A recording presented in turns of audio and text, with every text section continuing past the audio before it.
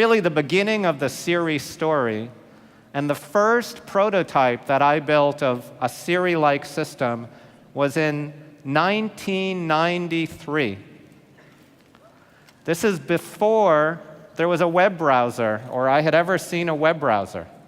And we're going to learn about the internet, perhaps, and Ethernet from our next speaker. But before I ever saw a web browser, I imagined there would be a world with many computers, internetworked, with services working on them everywhere. And to interact with these services, you would talk to them.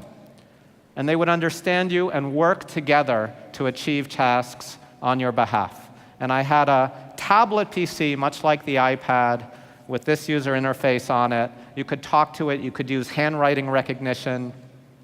And really, most of the functionality that came out many years later on the iPhone was present in this 1993 system. So what's all of this story? Lesson 1, ideas can take time to develop. So pick something. When you start to work on a little project, you might end up working on it longer than you expect. So pick something you're passionate about, you believe in, you want to follow. So 18 years from first prototype to the iPhone release. And if you count my new company, Viv, which you can ask about perhaps in the question and answers period, instead of that 2.5 months acquisition with a 2.5 years commercialization, I can now say I've been working for about 2.5 decades in a continuous axis along something I really believe in. Thank you. Thank you.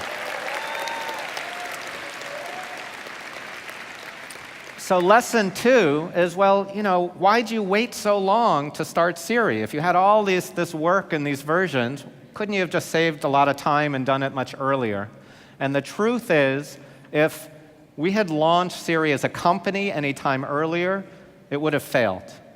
And so as you have your interests and your goals and your areas of exploration, be watching the world and look for triggers and trends that tell you when is the time to now take it from a hobby to really focusing on this, and it's time to take it to the world. So for us, the trigger was the iPhone itself. When the iPhone came out in 2007, we said, Apple has just flipped the game. Every handset manufacturer, telco, et cetera, they're in trouble. And 2 years from now, they're going to be scrambling to try to compete with the iPhone. But the screens are small, the bandwidth is slow, it's still hard to type. And so this Siri idea is really the perfect thing to kind of one-up the iPhone. And of course, the irony is that Apple and Steve were the ones to buy Siri. But we could know when the iPhone came out, it was so disruptive, you could predict the future 2 years from now, which is how long it would take to actually build it in a real version you could launch and sell. So look for the triggers as you go. So number 3. All right, so now you've got your goals. You're going to be working on them. You're going to pick something you care about, and that's important to you. You're going to watch for those trends and triggers. But pick goals that are hard and important, because they take the same amount of time to work on something really important with all your life and passion and heart and intelligence as it is to work on something fun and throwaway, but not as important. So fun is good, but when you have that chance, think about what's the potential impact of what I'm working on? How much will it change the world? And here are 3 different ways to try to measure, to ask yourself this question. Could this impact 100 million people? Now, if I worked on, say, model train set, that's a good thing to work on, but it's the community who works on it is smaller. It won't impact that many people. So here are a few companies who've done that. YouTube, Instagram, my son told me Snapchat or something I should put on this list, I don't know. They just recently got to 100 million users, so they now qualify.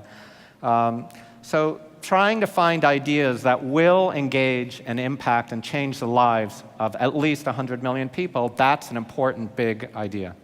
Let me focus on one. So change.org is the world's largest petition platform for good. Does anyone here use change.org? Yeah, thank you. So I was a founding member and first developer of change.org. So Ben Rattray, the CEO, came to me, and we started this. Thank you.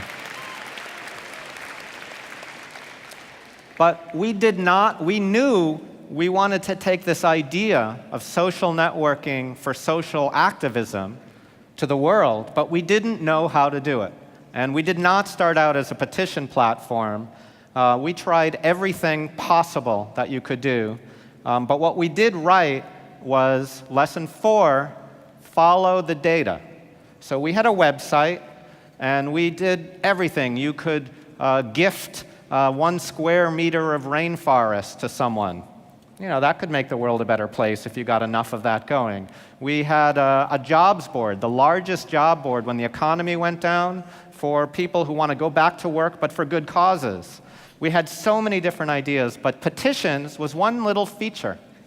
But it seemed, because we instrumented the data and we measured it, that seemed to be having a little more takeoff than the other features. So we moved it to the middle, we made it a little bigger, and now the website, change.org, is just about petitions. So the lesson is we did not know where we were going to end up, but we measured the data, and we helped follow what it was telling us. So think in your lives, with your goals, with your achievements, how can you measure the data and actually have it change how you do your path. So 100 million people. Another way is you might set out to produce 100 million of value. I'm going to build something that I can sell and will make lots of money. That's never been one of my interests, although I guess the iPhone 4S, when it sold, the pre-orders alone were more than the $250 million. In 24 hours, it sold more iPhone 4Ss than we had put in for all of DARPA's money on the research phase. And it became, with really no other features other than Siri, the iPhone 4S was the greatest selling technology product of its time. Apple went from a stock price of $350 before Siri and iPhone 4S to $650 past Exxon and became the largest or the most valuable market company in the world. So I guess someone made some value from the products. But that's not what I was setting out to do. Thank you. And the third, and which is to me more interesting, push boundaries. Change what people think is possible, right? Make a technology advance, a scientific advance that could have real impact at a big thing. And that's hard. So here are a few companies. So Siri, I think, pushed forward what expectations were and what people thought was possible. DeepMind is doing that for machine learning. We're trying to do that with my current company, Viv. And let me tell you a little bit about this fourth company called Sumly. Sumly was an AI company. And one of my investors called me up and said, Adam, I've got a CEO of this AI company who loves what you've done with Siri and at Apple. Could you just take a call with him? And I said, sure. For you, half an hour call, not a problem. But I'm super busy. I'm just packed. And she goes, oh, there's one more thing. And so this statement is for those of you who go, oh, I'm young. I'm in high school. I can't do a technology advance and break through. Now, this is the last day of the conference. You've probably heard stories again and again and again of people who have done it. But this message is you can. So she says, yes, please take a call with this CEO of an AI company. One thing, he's only 15 years old. And I said, I will give him 20 minutes. I'm like, 15? Are you kidding me? So I have this call, and I'm blown away with the intellect and the intelligence of the voice on the other end of this phone. He knew business, he knew technology, he knew research. And I'm like, man, I can't believe it. I go, could you send me a picture? He goes, yeah, here's a picture that I just took yesterday. And this is what he sent me. So Nick Delosio, he's from London. This is him at his bedroom, working away, advancing the boundaries of what companies thought possible. And a year and a half later, he kind of styled up a little bit, a bit more boy band. At 17, this is what he looked like. And he sold Sumly to Yahoo for many tens of millions of dollars for a 3-person company because He had created technology that was doing something the internet giants couldn't do themselves. So this is just, don't be thinking, oh, I can't, I'm not a research scientist, I haven't published papers. You can do this. And so one last lesson, and maybe this is the most important lesson.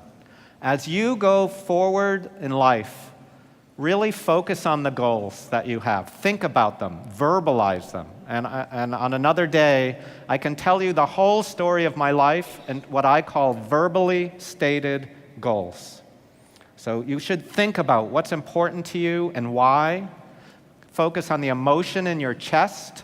Am I frustrated? Do I have a desire, a need to explore something? What is that emotion? How do I phrase it into words? And then you pursue it. And you tell everyone you meet, this is what I'm doing. And by telling, it commits you to that goal, and people start to help you. They're like, I've got a friend who, was interested in that. And all of a sudden, as you move forward to this goal, even without knowing how to achieve it, by committing to it and telling people that this is what I'm doing, you will get there. And I've proven this over and over and over in my life since when I graduated college. From that point, I said, what do I do? This is a life decision moment, and this is the process I've taken since. But a key part when you're visualizing your goals and to verbalizing your goals is to picture it. What would success mean? And for Siri, this is my experience. So one day I said, we're starting this company to do an iPhone app. And we're going to call it Siri. No one could remember the name, and it was terrible. And I walked into an Apple store, and this is what I saw. There were these icons of the big guys on the wall of Apple. Facebook, Google, Pandora, Skype. And I was trying to dream as big as I could imagine. And I said, someday, Siri is going to be right there as an icon on that Apple Store wall. That to me seemed impossible, crazy, impossible. And so when Siri came out on the iPhone 4S, I had to go to an Apple Store, and this is what I saw. I walked up to the front door, and it said, introducing Siri with a plasma display on a loop. And I got chills remembering the juxtaposition. Thank you.